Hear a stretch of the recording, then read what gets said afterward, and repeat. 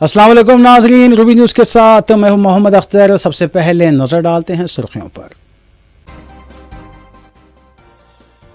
Video तनाज़े के बाद मजलिस ने हुमायूं कबीर से इत्तेहाद तोड़ दिया। आज़ाद मुकाबला करने का ऐलान। मगरबी बंगाल की सियासत में हलचल। तेलंगाना हुकूमत ने आरटीसी मुलाजमीन की ग्रानी अलाउंस डीए में 2.1% के इजाफे का किया ऐलान। 1 जनवरी 2026 से इतलाक का हुआ आगाज।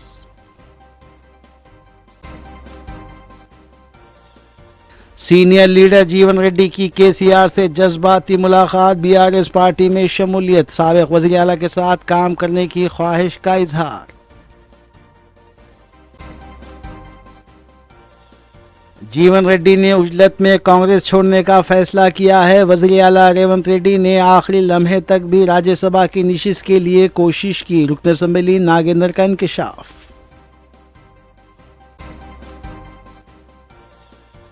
हैदराबाद के 1300 से ज्यादा राउडी शीटर्स को पुलिस ने किया तलब।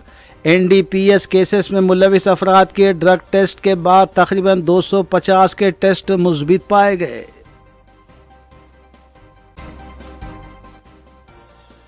जुनूनी आशिक की जानिब से एड्स के खून का इंजेक्शन से मुतासरा खातून ने खुदकुशी कर ली।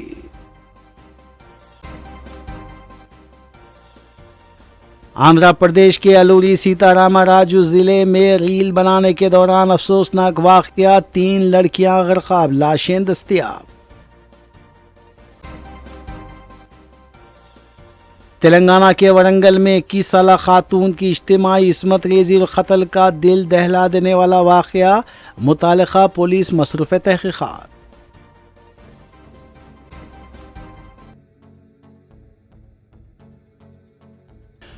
अब खबरें तफसील से। मगरबी बंगाल असम्बली इंतखाबात से कबल एक अहम सियासी पेशरफ्त में ऑल इंडिया मजलिस इत्तेहादुल मुस्लिमीन ने जुमे के रोज़ आम जनता आइन पार्टी के सरबराह हुमायूं कबीर के साथ अपना इत्तेहाद ख़त्म करने का ऐलान किया है। ये कदम हुमायूं कबीर से जुड़े तनाज़ात और उन पर लगे इल्ज़ामात के बाद उठाया गया है। AIMIM ने कहा है कि इन तनाज़ात ने रियासत में मुसलमानों की यकजहती और नुमाइंदगी के हवाले से खदशात पैदा कर दिए हैं। सोशल मीडिया पर जारी एक बयान में पार्टी ने कहा है कि कबीर से मुताल्लिक़ हालिया वाक़यात ने बंगाल के मुस्लिम माशरे की हसासियत को उजागर किया है और पार्टी किसी ऐसे बयान या अमल से ख़ुद को वाबस्ता नहीं रख सकती जो मुसलमानों की वफ़ादारी पर सवाल उठाए। AIMIM ने मज़ीद कहा कि दहाइयों के सेकुलर हुक्मरानी के बावजूद बंगाल के मुसलमान आज भी सबसे गरीब, नज़रअंदाज और मज़लूम तबक़ात में शामिल हैं। पार्टी ने ज़ोर दिया है कि इसका सियासी मकसद हाशिए पर रहने वाले तबक़ात को एक खुदमुख्तार और आवाज़ फराहम करना है। साथ ही पार्टी ने यह भी ऐलान किया है कि आइंदा मगरबी बंगाल में वो किसी भी सियासी जमात के साथ कोई इत्तेहाद नहीं करेगी।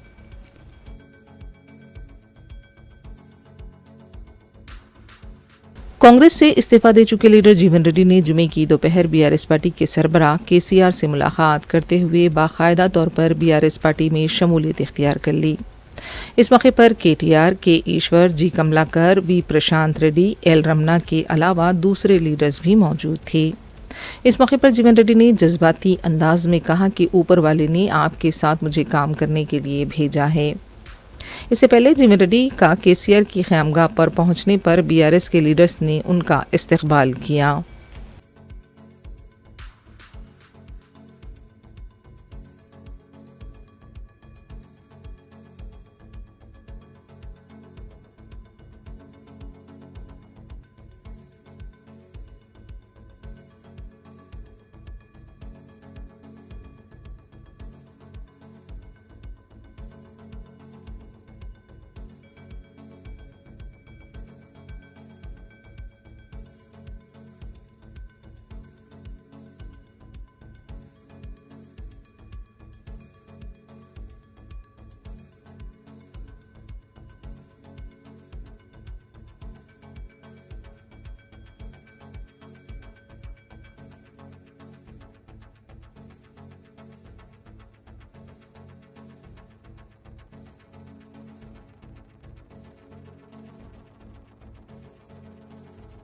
सदर तेलंगाना जागृति के कविता ने इल्ज़ाम आयद किया है कि जीएचएमसी और एचएमडीए में बड़े पैमाने पर बदउनवानी हो रही है और इसके लिए बराह रास्त वज़ीर आला जिम्मेदार हैं। बंजारा हिल्स में वाक़े जागृति दफ्तर में प्रेस कॉन्फ्रेंस से खिताब करते हुए कविता ने कहा कि वज़ीर आला अपने करीबी अफराद को नॉमिनेशन के तरीक़े से ठेके दे रहे हैं, जो कि मालियाती उसूलों की खुली खिलाफ वर्जी है।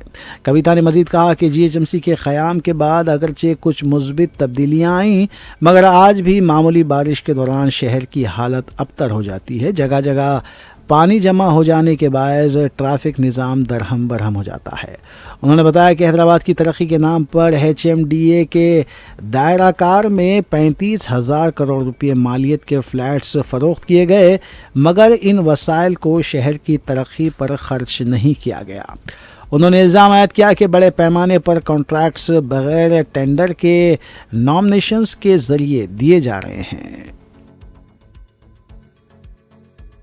ఈ అర్బన్ ఫారెస్ట్రీ డిపార్ట్మెంట్ ఏదైతే ఉందో మొన్ననే సీఎం గారు వెళ్ళి ఓపెన్ చేసిన ఈకో పార్క్ రాజేందర్ నగర్లో కోత్వాల్గూడలో 50 కోట్లతో ఈకో పార్క్ చేస్తే ఆ 50 కోట్లు కూడా నామినేషన్ బేసిస్ మీద ఇచ్చిన వర్కే.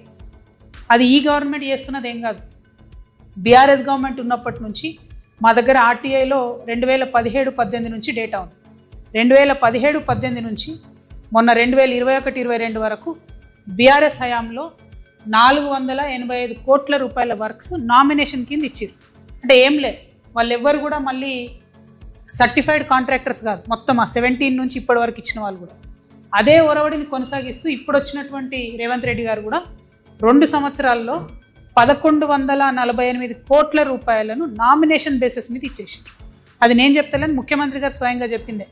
నేను 1148 కోట్లు ఖర్చు పెట్టినా అని చెప్పి ఈ ఈకో పార్క్ ఓపెన్ చేశారు, ఆయనే చెప్పింది. ఈ మొత్తం 1148 క్రోర్స్ కూడా కంప్లీట్గా నామినేషన్ మీద ఇచ్చారు. This is against Telangana state financial code section 173. Telangana state financial code అని ఉంటుంది, దానికి అగెన్స్ట్ ఇది. ఇట్లా నామినేషన్ పద్ధతిలో ఇవ్వడానికి లేదు. 2023లో ఒక కమిటీ వేసిన ఆఫీసర్స్ కమిటీ అందరినీ కూడా విచారణ చేసి జరుగుతున్నటువంటి అవినీతి కానీ నామినేషన్ కానీ పద్ధతులన్నీ చూసి 2023లో ఆఫీసర్స్ కమిటీ ఒక రికమెండేషన్ ఇచ్చింది. టెండర్ వేయకుండా ఇట్లా ఇవ్వడానికి లేదు, నామినేషన్ బేసిస్ మీద ఇవ్వద్దు అని చెప్పి ఆఫీసర్స్ కమిటీ డైరెక్ట్గా రిపోర్ట్ ఇచ్చింది. ఇంతవరకు ముఖ్యమంత్రి గారు ఆ రిపోర్ట్ని పట్టించుకోకుండా దాదాపు 1148 కోట్ల రూపాయలను నామినేషన్ పద్ధతిలో ఇవ్వడాన్ని మేము తీవ్రంగా ఖండిస్తూ ఉన్నాం. ఖచ్చితంగా ఇది ముఖ్యమంత్రి గారి డిపార్ట్మెంటు, వారి స్వీయ పర్యవేక్షణలో ఉండేటటువంటి డిపార్ట్మెంట్ కాబట్టి ఇన్ని వందల కోట్ల రూపాయల ప్రజాధనాన్ని ఇట్లా దుర్వినియోగం చేయడం కరెక్ట్ కాదు.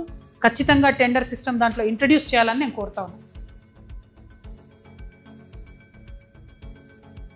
खैरताबाद के एमएलए डी नागेंद्र ने सीनियर लीडर जीवन रेड्डी के कांग्रेस छोड़ने और मुमकिना तौर पर बीआरएस में शमूलियत की खबरों पर अफसोस का इजहार किया। मीडिया से बात करते हुए डी नागेंद्र ने कहा कि जीवन रेड्डी ने उजलत में फैसला लिया है। वज़ीर आला रेवंत रेड्डी ने उन्हें राज्यसभा की निशिस्त दिलाने के लिए आखिरी लम्हे तक कोशिश की थी, लेकिन जीवन रेड्डी ने सब्र करने के बजाय बीआरएस में शामिल होने का फैसला किया। ये अफसोस की बात है कि कई सालों तक कांग्रेस पार्टी में खिदमात अंजाम देने के बाद जीवन रेड्डी ने बीआरएस में शमूलियत का फैसला किया है। జీవన్ రెడ్డి గారు పార్టీ వదిలిపోవడం బాధనే. చాలా కాలం నుండి సేవలు చేసినటువంటి వ్యక్తి కాబట్టి అది కొంచెం బాధాకరమే. అయినా ముఖ్యమంత్రి గారు ఒక సందర్భంలో మేము కూర్చున్నప్పుడు ఆయన చాలా రకాలుగా ప్రయత్నం చేసి కన్విన్స్ చేయాలని ప్రయత్నం చేసిండు. ముఖ్యమంత్రి గారు ఒక మాట కూడా చెప్పాడు, మేము చాలా ఇంపార్టెంట్ లీడర్స్ అందరం కూర్చుంటే ముఖ్యమంత్రి గారితో నేను రాజ్యసభ ఇప్పియాలని నెక్స్ట్ దాంట్లో అని నేను ఆలోచించాను. తొందరపడ్డాడైనా నేను ట్రై చేశాను, అందరినీ శ్రీధర్ బాబు గారిని పంపించాను, పిసిసి ప్రెసిడెంట్ పంపించాను, చాలామందిని పంపించాను. ఆయన తొందరపాటు చర్య చేస్తుండు. ఇప్పటికైనా ఆపండి అంటే మళ్ళీ కూడా కొంతమంది లీడర్స్ కూడా పోయి మల్లు రవి గారు అలాంటి పెద్ద పెద్ద నాయకులు పోయి కూడా కన్విన్స్ చేశారు. కానీ పొలిటికల్గా కొన్ని ఎమోషనల్ డిస్టెన్స్ చేసినప్పుడు అది సొసైటికల్ అటెంప్ట్ అయితే తప్ప ఇది కాదు. ఏదైనప్పటికీ ఆయన ఎక్కడున్నా బాగుండాలని కోరుకుంటాం. కూడా ప్రజాప్రతినిధులు ఉన్నప్పుడు మన బాధ్యత ఏంటంటే దోమలు ఉన్న చోట ఎక్కడ ఉన్నాయి అనేది ముందు మనము తెలుసుకోవాలి. ఇప్పుడు మా దగ్గర ఉన్నాయి కాబట్టి ఫాగింగ్ జరుగుతుంది. ఫాగింగ్ డిపార్ట్మెంట్ చాలా స్పష్టంగా ఆదేశాలు ఇచ్చారు. ఎక్కడన్నా ఎక్కువ దోమలు అంటే అక్కడ వాటర్ బాడీస్ ఉన్న చోట, లేక్స్ ఉన్న చోట, నాలాలు ఉన్న చోట ఎక్కువ ఉంటాయి జనరల్లీ. సో అలాంటి చోట్లలో ఏం చేయాలి, మనము ప్రజాప్రతినిధిగా మా ఏరియాలో ఈ ప్రాబ్లం ఉంటుందని డిపార్ట్మెంట్కు మనము చెప్పినట్టయితే వాళ్ళు చర్య తీసుకోకుండా ఇచ్చేయాలి. మనం ఏదో చేసుకొని దోమతెర వేసుకొని వచ్చి చేస్తలేరు అంటే అదేమవుతుంది, దాని ఒక్కరోజు గురించి అది పబ్లిసిటీ వస్తుంది కానీ తప్ప ప్రజా సమస్య పరిష్కారం కాదు కదా. ప్రజా సమస్యలు ఎప్పుడైతే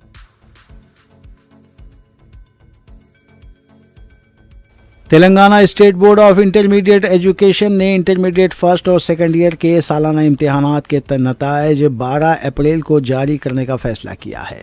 ज़राए के मुताबिक नताइज का बाज़ाब्ता ऐलान उसी रोज़ किया जाएगा और इसी सिलसिले में तैयारियां मुकम्मल कर ली गई हैं। बोर्ड के ज़राए ने बताया है कि नताइज की इजराई की तकरीर वज़ीर आला रेवंत रेड्डी के हाथों मुनक़्क़िद की जाएगी। वाज़ेह रहे कि इंटरमीडिएट फर्स्ट ईयर के इम्तिहानात 5 मार्च से 24 मार्च तक, जबकि सेकंड ईयर के इम्तिहानात 6 मार्च से 25 मार्च तक मुनक़्क़िद किए गए थे। इस साल मजमूई तौर पर 9,97,000 से ज़ायद तलबा और तालिबात ने इम्तिहानात में हिस्सा लिया था।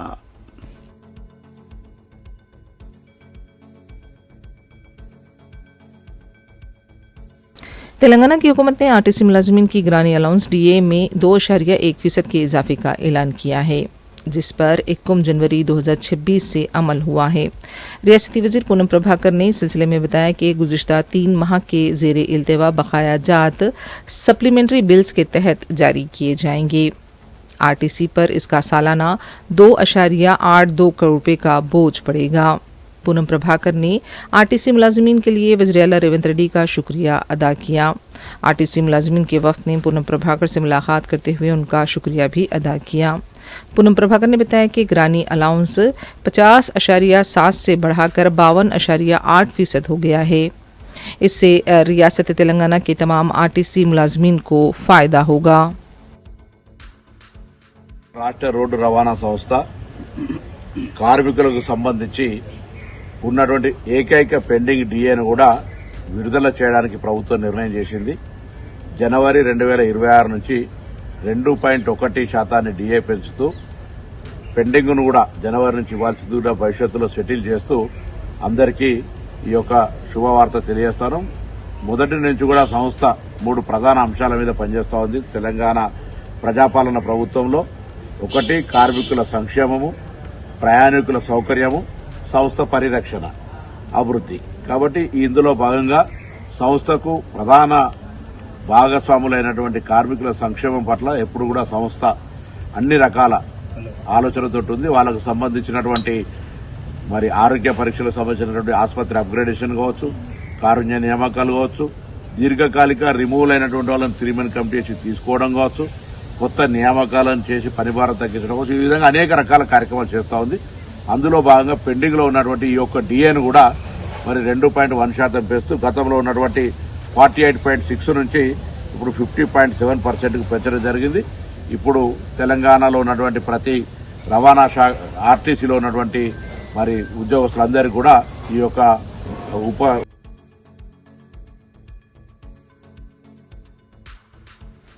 मुल्क भर में आज जुमे से कौमी शाहराहों पर टूल अदायगी के निज़ाम में अहम तब्दीलियाँ नाफिज कर दी गई हैं। नेशनल हाईवे अथॉरिटी इंडिया ने टोल प्लाजा पर नकद अदायगी को मुकम्मल तौर पर बंद कर दिया है। अब तमाम गाड़ियां मालिकान को लाजमी तौर पर फास्टैग या यूपीआई के ज़रिए ही टोल अदा करना होगा। इस फैसले का मकसद टोल प्लाजा पर ट्रैफिक को तेज़ और शफाफ बनाना बताया जा रहा है। इसके साथ टोल फीस में भी औसतन 10% तक इजाफा किया गया है, जबकि एक्सप्रेस वेज पर यह इजाफा 1.5% से 3.5% के दरमियान रखा गया है। मज़ीद बराह सालाना टोल पास की कीमत 3,075 रुपये मुकर्रर की गई है।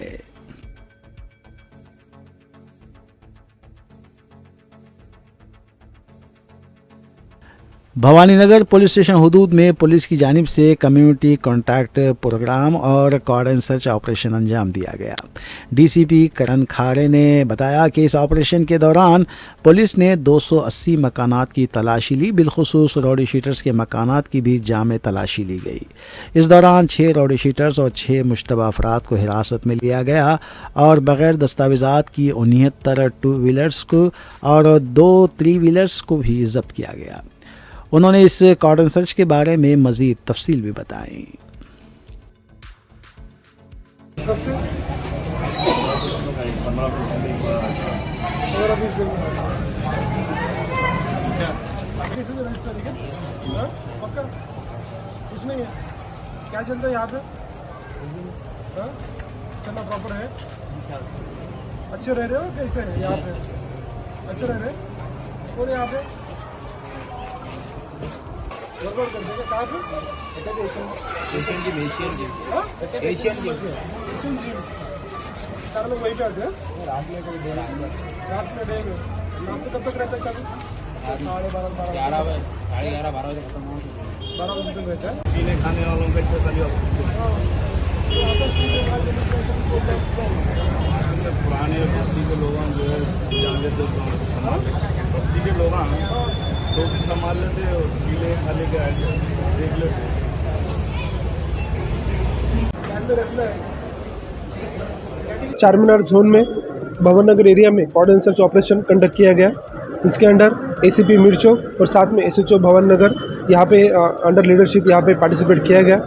इसके अंडर पुलिस की तरफ से टोटल 140 पुलिस फोर्स यहाँ पे शामिल हुए और इसके साथ में टोटल पुलिस की तरफ से हमने 300 हाउसेस यहाँ पे सर्च किए।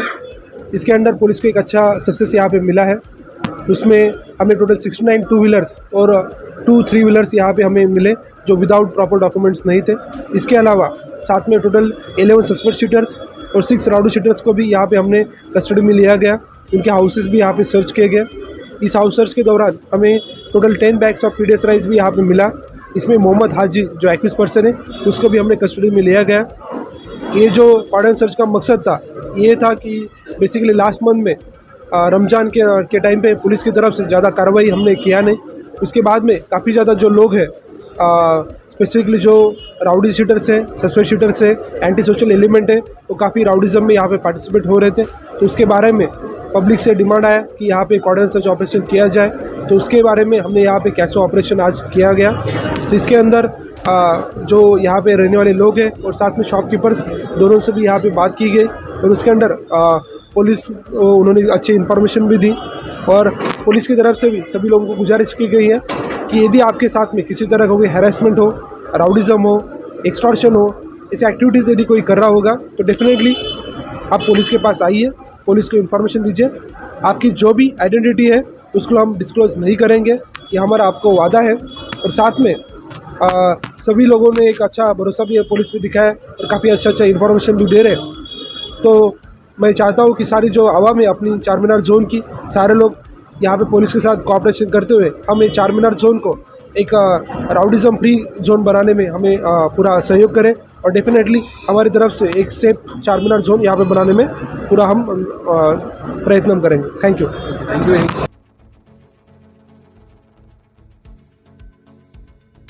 मेहदीपट्टनम पुलिस ने 2 रोज़ कबल नाइस जूस सेंटर में गुलरेज आलम के कत्ल के सिलसिले में मुलजिम मोफुल को गिरफ्तार किया है। पुलिस ने बताया कि मकतूल गुलरेज और मुलजिम मोफुल का ताल्लुक बिहार से है। दोनों यूसुफ टेकरी के पास नाइस जूस सेंटर में काम किया करते थे।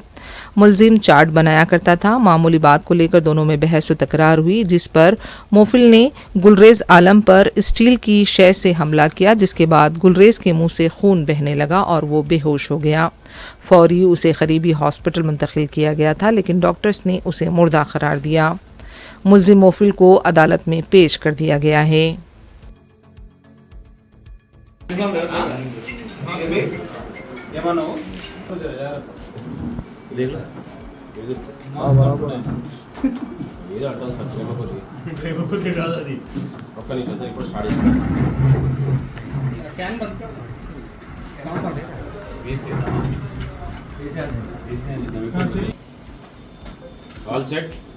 जो गोलकोंडा जोन में मेहदीपट्टनम पीएस लिमिट्स में टोलू चौकी एरिया में एक नाइस जूस सेंटर बोल के एक शॉप है एक, उसमें मोफिल और गुलराज आलम बोल के 2 आदमी उधर काम कर रहे हैं। जो गुलराज आलम 16 साल का है और सोफिल 22 साल का है। जो परसों रात 8 तारीख को रात में 1 बजे शॉप बंद करने के बाद दोनों अंदर गए थे और दोनों भी वो चाट के काम करते और ये गुलराज आलम इसका हेल्पर है। 1 बजे बंद होने के बाद अंदर जाने के बाद ये मोफिल ने ये बच्चा से गुलराज आलम से थोड़ा काम में हेल्प करे बोल के पूछे थे, तो उन्हें भाई कुछ खाने के दिए तो मैं हेल्प कर तुम बोल के बोला, उन्होंने मना कर दिए। बाद में कुछ खाने के थोड़ा आइटम था, जब उन्होंने मोफिल ने कुछ लेने का खाने की कोशिश करे तो वो गुलराज ने खाने की कोशिश करे तो मोफिल गुस्सा आके उसके ऊपर चले गए। बाद में दोनों के बीच में थोड़ा क्वारल हुआ। गुलराज बाद में एक लकड़ी लेके उसके ऊपर गए तो सडन प्रोवोकेशन में, कुछ प्लान भी नहीं है, कुछ प्री प्लान भी नहीं है, सडन प्रोवोकेशन में ये मोफिल बोल के आदमी एक खपगीर लेके सर का ऊपर मारे थे। 10 मिनट अच्छा था बच्चा, फिर बाद में नीचे गिर के कोलैप्स हुआ। वो एक्सटर्नल इंजरीज कुछ भी नहीं हुआ, ब्लीडिंग भी नहीं, कुछ भी नहीं हुआ। वो इंटरनल हेमरेजेस से वो ओके उन्होंने उसका स्पात उसमें 10 मिनट के बाद नीचे गिर गए तो एक आजू बाजू एबीएस न्यूरो एंड कार्डियकल हॉस्पिटल लेके जाए तो उधर देखने के बाद ब्रॉड डेड बोल दिया था। इसके ऊपर मर्डर केस रजिस्टर करके इंस्पेक्टर SHO मल्लेश और इसका टीम ने पूरा इंक्वेस्ट और पूरा इन्वेस्टिगेशन करके इसको अक्यूज्ड मोफिल की कस्टडी में लिए थे। इन्वेस्टिगेशन चल रहा, इन्वेस्टिगेशन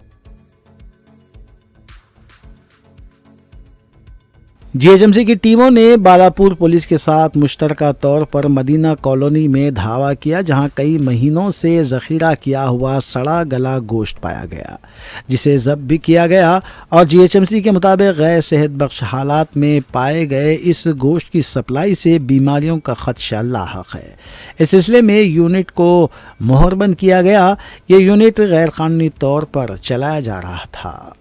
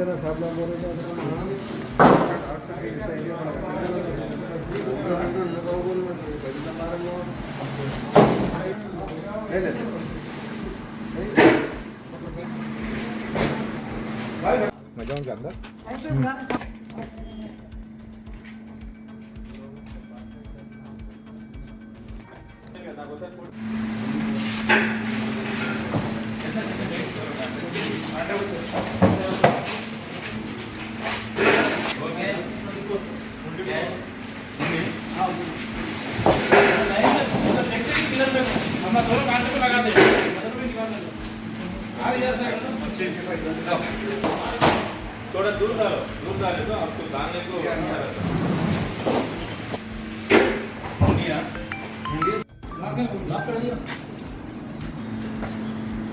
ఒక్క నిమిషం ఆగి నేను చెప్తా.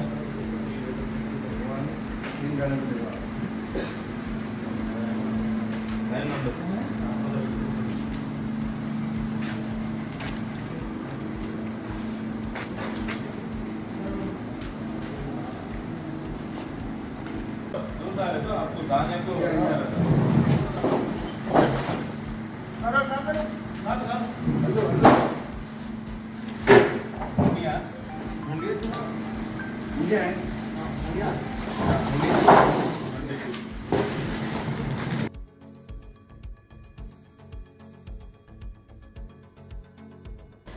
Commissioner police Hyderabad VC Sajjanar की हिदायत पर पुलिस ने राउडी शीटर्स के खिलाफ क्रैकडाउन करते हुए उनका ड्रग टेस्ट किया। हैदराबाद नारकोटिक्स विंग की टीम ने NDPS केसेस में मुलविस अफराद को तलब करते हुए ये टेस्ट किया। IPS deputy commissioner police task force Raghunath Gaikwad की निगरानी में ये टेस्ट किए गए। गांधी जनरल हॉस्पिटल में 70 अफराद के टेस्ट किए गए थे, जिनमें से 44 मुस्बित पाए गए। उस्मानिया हॉस्पिटल में 80 अफराद के टेस्ट किए गए और इनमें 59 मुस्बित पाए गए।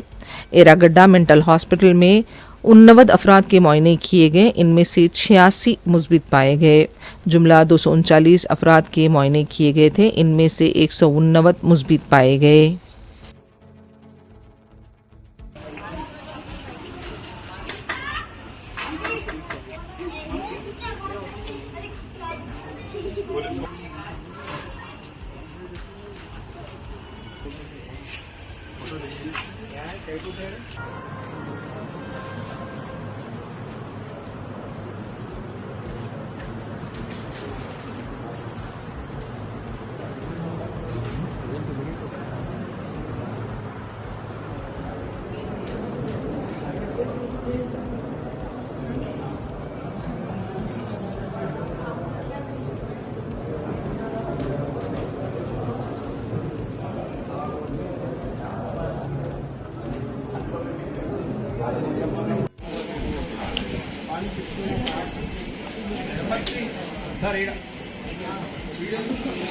తీసుకో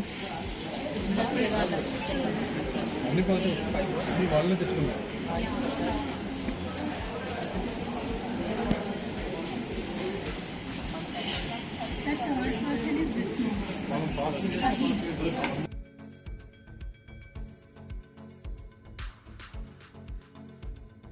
हैदराबाद के निम्स हॉस्पिटल के पार्किंग एरिया में कचरे के अंबार में आग लग गई। सुबह के मसरूफ औकात में आग लगने से सनसनी देखी गई। फायर ब्रिगेड के अमले ने मुकाम वाक़या पहुंचकर आग पर काबू पाया। कुछ देर के लिए हॉस्पिटल में अफरा तफरी भी नजर आई।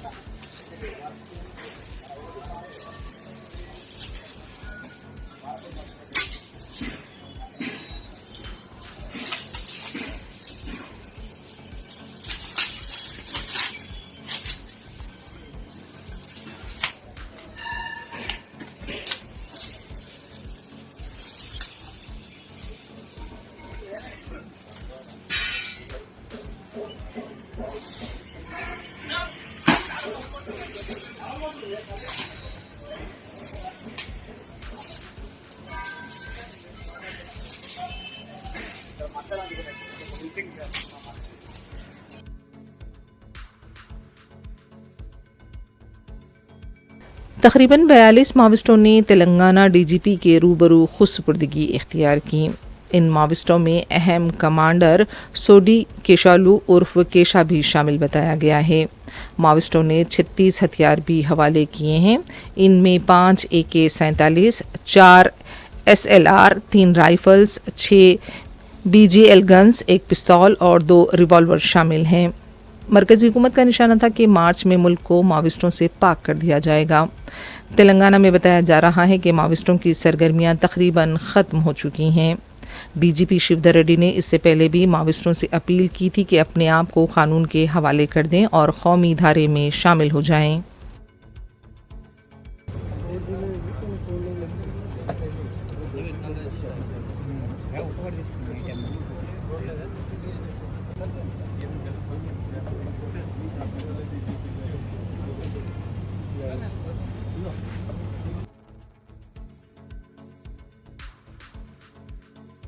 सिकंदराबाद रेलवे पुलिस ने रेलवे प्रोटेक्शन फोर्स के साथ मिलकर तलाई चेन छीनने की वारदात में मुलविस सारिक को गिरफ्तार किया है। पुलिस ने बताया कि मिर्चिल का साकिन श्रीनिवास रेड्डी 2 अप्रैल को काकतिया एक्सप्रेस ट्रेन का इंतजार कर रही खातून की तलाई चेन छीनने की कोशिश की थी। खातून की मज़ाहिमत पर वो सिर्फ चीन का कुछ हिस्सा ही लेकर फरार होने में कामयाब हो गया था। इसके दूसरे ही दिन श्रीनिवास ने एक और खातून की तलाई चेन छीनी थी। पुलिस ने इन 2 केसेस का मामला हल किया है। 50 ग्राम के मसरूखा जेवरात को जब्त किया है। इसकी मालियत 7.5 लाख रुपए बताई गई है।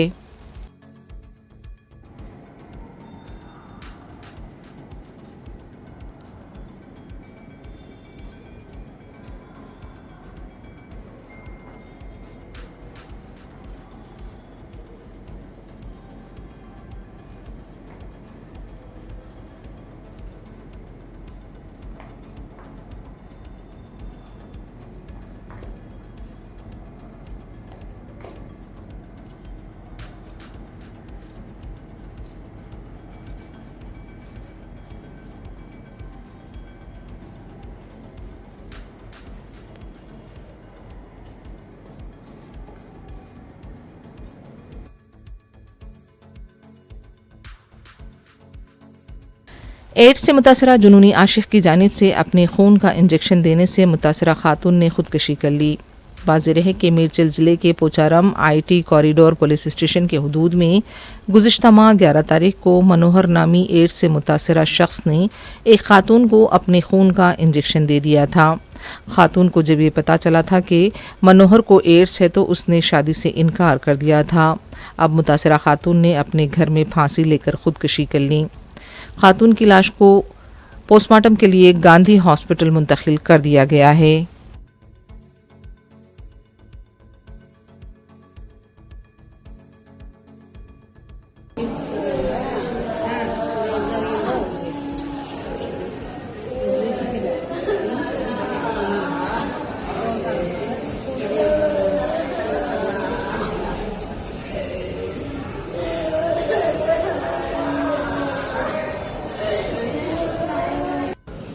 నెలకితో మెడిసిన్ ఇంజక్షన్కి మా అమ్మాయికి ఈ అమ్మాయి అప్పటి డిప్రెషన్ ఉంది హాస్పిటల్ తీసుకున్నాం ట్రీట్మెంట్ చేస్తున్నాం అయినా కానీ మొత్తం ఎప్పటికీ డిప్రెషన్ మేము ఎంబడి ఉంటున్నాం అంతా చూసుకున్నా కానీ బయటికి వెళ్ళి చూసి వేరే పక్క ఎవరిదా రూమ్ ఎవరిది? మా అమ్మాయి పక్కకు వేరే పక్క ప్లాట్ ఆ రూమ్లో పోయి మేము షాప్కి పోయిన తర్వాత మేము అక్కడికి చూపించే వరకు 15 నిమిషాల వరకు ఆ రూమ్లో చనిపోయింది. కాదు రాజు రాజు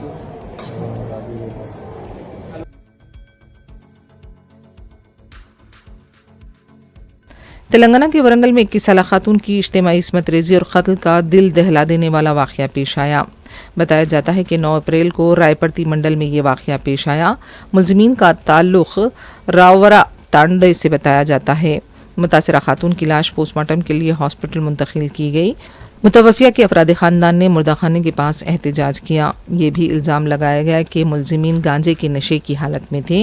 ये भी कहा गया है कि इन मुलजिमीन के खिलाफ सख्त कार्रवाई का मुतालबा किया गया है। రాయపర్తి మండల్ వరంగల్ రూరల్ డిస్ట్రిక్ట్ మాది పర్వతగిరి సైడ్ ఇది రాయపర్తి మండల్ డెడ్ ఎండ్ మాది డెడ్ ఎండ్ ఈ చిట్టి అనే అమ్మాయి 20 సంవత్సరాలు ఉంటుంది అమ్మాయి ఆ అమ్మాయిని రాత్రి గంజాయి మత్తులో ఒక గ్యాంగ్ వచ్చేసి రేప్ చేసి ఇంట్లో పడేసి ఉరేసి పోయిల్లన్న మొత్తం ఈ బాడీ మొత్తం బ్లీడింగ్ ఉన్నది మొక్కజొన్నల చేనుల బండి ఆపి అక్కడి నుంచి ఎటు పోయిలో తెలియదు కానీ మొత్తం బ్లీడింగ్ ఉన్నది అమ్మాయిని ఇంట్లో వచ్చి ఉరేసి వెళ్ళిపోయిల్లన్న ఇప్పటి వరకు కూడా ఆ అమ్మాయి కాల్ డేటా కూడా చెక్ చేసినాం మేము కాల్ డేటా చెక్ చేస్తే ఏమున్నది ఇప్పుడు పోలీసులో కూడా చెప్పినాం ఇట్లా సార్ కాల్ డేటా ఉంది వాళ్ళని సస్పెక్ట్ ని ఇమీడియట్ గా తీసుకురండి తీసుకొచ్చి వాళ్ళని ఇంట్రాగేషన్ చేయండి అని చెప్తున్నాం అయినా కూడా వాళ్ళు డిలే చేస్తున్నారు ఎవరు పోలీసు వాళ్ళు డిలే చేస్తున్నారు అక్కడి నుంచి ఇక్కడ తీసుకొచ్చి ఇప్పుడు ఇక్కడ పోస్ట్ మార్టం చేసి వారం తర్వాత అనంటే వారం తర్వాత ఈ గవర్నమెంట్ ఉన్నది ఈ సాక్ష్యాలను మ్యానిపులేట్ చేసేది తెలియదు మాకు న్యాయం జరుగుతుందో తెలియదు ఒక గరీబోని బిడ్డకు అసలు న్యాయం అనేది లేదు ఈ దేశంలో ఇదే వాస్తవం ఒక పైసలున్నోని కూతుర్లాగైతే గుద్దవలసిన కూతుర్లాగైతే ఇప్పుడే పోలీసు వాళ్ళు వచ్చి నూకి మరీ కొడతారా ఎందుకు సార్ ఈ అసమానత్వం అనేది దేనికి వస్తున్నది ఈ గరీబ్ వాళ్లకు మరి పోలీసు వాళ్ళు ఏమైనా మ్యానిపులేట్ చేస్తున్నారా లేకపోతే ఏమైనా పైసలు తీసుకుంటున్నారా లేకపోతే పెద్ద మనుషులు తీసుకుంటారు ఎవరు తీసుకుంటారు ఎందుకు డిలే చేస్తున్నారు కొన్ని తీసుకొని సార్ ఆ గంజాయి తీసుకుంటారు అనేది పోలీసు వాళ్ళకు కూడా తెలుసు మరి ఎందుకు యాక్షన్ తీసుకుంటలేరు ఇవాటి దాకా కూడా వాళ్ళ గంజాయి బ్యాచ్ అని కూడా మేము చెప్పినాం మార్నింగ్ వచ్చినప్పుడు కూడా గంజాయి బ్యాచ్ వాళ్ళు సార్ మాకు తెలుసు మీరు కాల్ డేటా చెక్ చేయండి అన్న కొడుకుని తీసుకురండి మేము నరుకుతామని చెప్పినాం ఇట్లా నరకకపోతే రేపు आंध्र प्रदेश के जिले अलूरी सीताराम राजू में पेश आए अफसोसनाक हादसे में 3 लड़कियां रील बनाने के दौरान गरकाब हो गईं। तफसीलात के मुताबिक त्रिशा, रत्ना कुमारी, पवित्रा और अंजलि छुट्टियों के दौरान गांव आई हुई थीं और करीबी आबशार पर सैर के लिए गई थीं। खुशी और जोश के आलम में वो आबशार के किनारे सेल्फी और वीडियोस बना रही थी कि अचानक एक लड़की फिसलकर गहरे पानी में जा गिरी। उसे बचाने की कोशिश में बाकी 3 भी एक के बाद दिगर पानी में गिर गईं। मुकामी अफराद ने फौरी तौर पर रेस्क्यू की कोशिश करते हुए लड़कियों को बाहर निकाला मगर तब तक बहुत देर हो चुकी थी। त्रिशा, रत्ना कुमारी और पवित्रा पानी में डूबकर दम तोड़ चुकी थीं जबकि अंजलि जख्मी हालत में बच गई। इस दिलखराश वाक़े की वीडियो मंजर आम पर आने के बाद हर देखने वाला अफसोस और दुख में डूब गया। लाशों को निकाल लिया गया है और पोस्टमार्टम के लिए हॉस्पिटल मुंतकिल किया गया।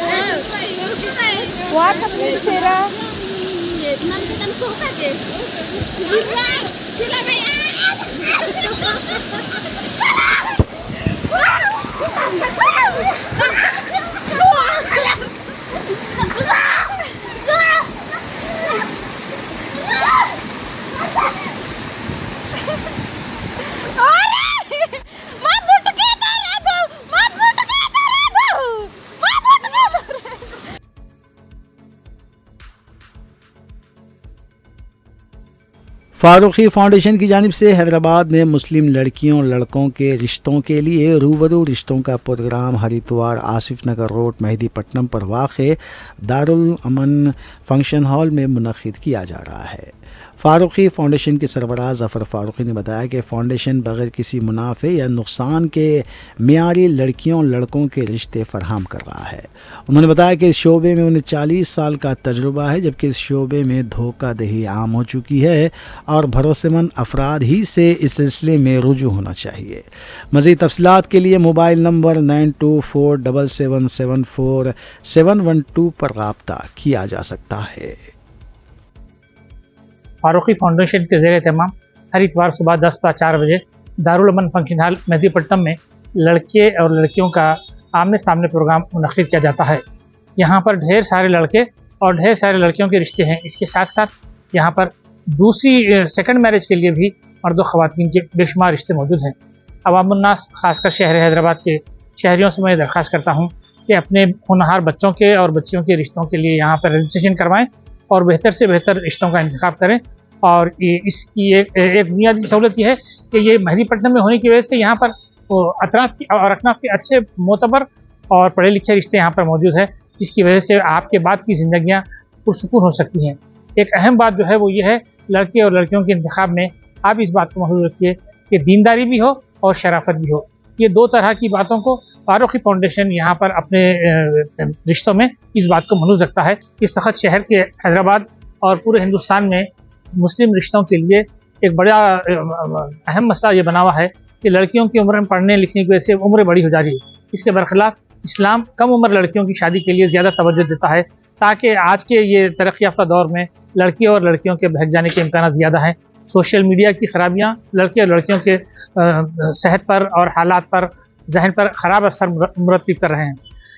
फारूकी फाउंडेशन ही नहीं, हैदराबाद में और भी दूसरे फाउंडेशन हैं जहाँ पर लड़के और लड़कियों के रिश्तों का सिलसिला चलता है, मगर यहाँ पर इस बात को खुसूसी तवज्जो दी जाती है कि ख़ासकर इस्लामी रिश्ते हों, बाकिरदार लोग हों और यहाँ पर रिश्तों का आप इंदराज कराएं और अपने बच्चों के लिए बेहतरीन सुनहरे मुस्तक़बिल के जो ज़ामीन है।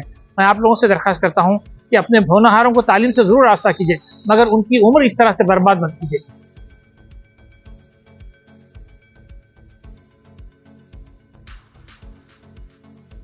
आखिर में सुर्खियां एक बार फिर। वीडियो तनाज़े के बाद मजलिस ने हुमायूं कबीर से इत्तेहाद तोड़ दिया, आज़ाद मुकाबला करने का ऐलान, मगरबी बंगाल की सियासत में हलचल। तेलंगाना हुकूमत ने आरटीसी मुलाजिमीन की ग्रानी अलाउंस डीए में 2.1% के इजाफे का किया ऐलान, 1 जनवरी 2026 से इतलाक का हुआ आगाज।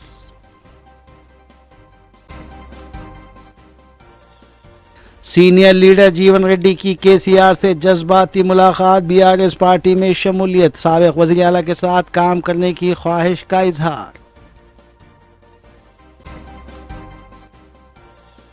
जीवन रेड्डी ने उजलत में कांग्रेस छोड़ने का फैसला किया है, वज़ीर आला रेवंत रेड्डी ने आखिरी लम्हे तक भी राज्यसभा की निशिस्त के लिए कोशिश की, रुकन असम्बली नागेंद्र का इंकशाफ।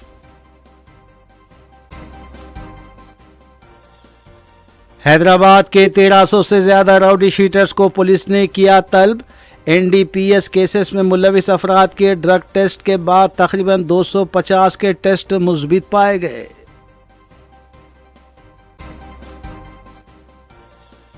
जुनूनी आशिक की जानिब से एड्स के खून का इंजेक्शन से मुतासरा खातून ने खुदकुशी कर ली। आंध्र प्रदेश के अलूरी सीतारामा राजू जिले में रील बनाने के दौरान अफसोसनाक वाकया, 3 लड़कियां गरकाब, लाशें दस्तयाब। तेलंगाना के वरंगल में 21 साला खातून की इज्तिमाई इस्मत रेजी और कत्ल का दिल दहला देने वाला वाकया, मुतालिका पुलिस मसरूफ़ तहकीक़ात।